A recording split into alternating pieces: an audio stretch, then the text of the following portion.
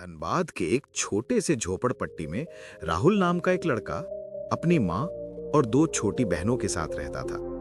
उसके पिता एक ऑटो रिक्शा चालक थे, जिनकी एक दुर्घटना में असमय मृत्यु हो गई थी। घर चलाने की जिम्मेदारी महज 15 साल की उम्र में ही राहुल के कंधों पर आ गई। पढ़ाई के साथ साथ वो सुबह शाम एक चाय की दुकान पर बर्तन साफ करने और चाय बेचने का काम करता।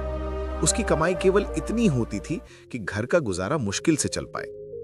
एक दिन चाय की दुकान पर एक ग्राहक ने अपना फोन चार्ज करने के लिए बिजली का पॉइंट ढूंढा, लेकिन दुकान में नहीं था। उसने दुकान मालिक से पूछा, भैया यहाँ फोन चार्ज करने की सुविधा नहीं है। दुकानदार ने इनकार में सिर हिला दिया। ये सुनकर राहुल के दिमाग में एक विचार कौन था। उसने देखा था कि झोपड़पट्टी में रहने वाले ज्यादातर मजदूरों के पास स्मार्टफोन तो थे, लेकिन उनके घरों में अक्सर बिजली नहीं रहती थी या फिर चार्जिंग के लिए समय की कमी थी।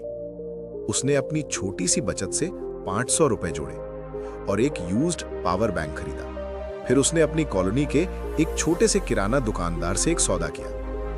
वो उसकी दुकान पर एक बोर्ड लगाएगा, मोबाइल फोन चार्ज सिर्फ 5 रुपए में, और कमाई का कुछ हिस्सा दुकानदार को देगा। शुरुआत में लोगों ने मजाक उड़ाया, इतने पैसे में कौन चार्ज कराएगा।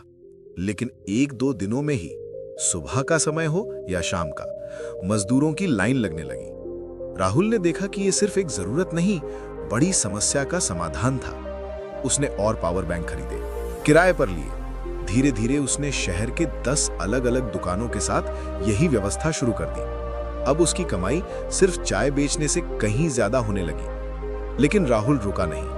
उसने महसूस किया कि लोगों को सिर्फ चार्जिंग ही नहीं, बल्कि मोबाइल रिपेयर, डेटा ट्रांसफर और नए ऐप डाउनलोड करने की भी जरूरत है।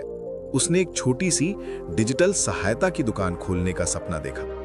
उसने अपनी सारी कमाई जोड़ी और एक बैंक मैनेजर को अपना बिजनेस प्लान समझाया। मैनेजर उसके जुनून और स्पष्ट योजना से इतना प्रभावित हुआ कि उसे एक छोटा लोन दे दिया। आज राहुल डिजिटल दोस्त नाम की एक चेन चलाता है।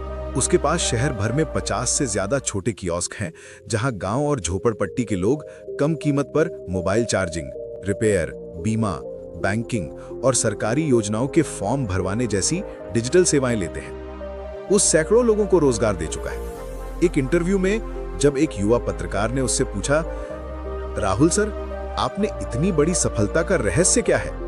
राहुल मुस्कुराया और बोला, भैया रहस्य कोई नहीं है, बस 3 बातें।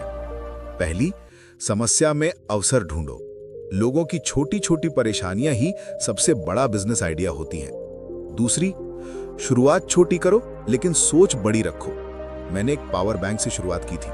और तीसरी, सबसे जरूरी, ईमानदारी और मेहनत कभी ना छोड़ो। ग्राहक का 1 रुपया भी अगर आप पर भरोसा है तो वही आपकी सबसे बड़ी पूंजी है। सीख।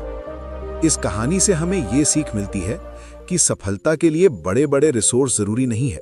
जरूरत है तो बस आंखें खुली रखने की, ताकि आप अपने आसपास की समस्याओं को हल करने का रास्ता ढूंढ सकें। एक छोटा सा आइडिया, जुनून और लगन से किया गया काम आपको गरीबी से निकालकर सफलता की बुलंदियों तक पहुंचा सकता है। याद रखिए, कोयले की खान में हीरे की चमक छुपी होती है, बस उसे तराशने का हुनर चाहिए।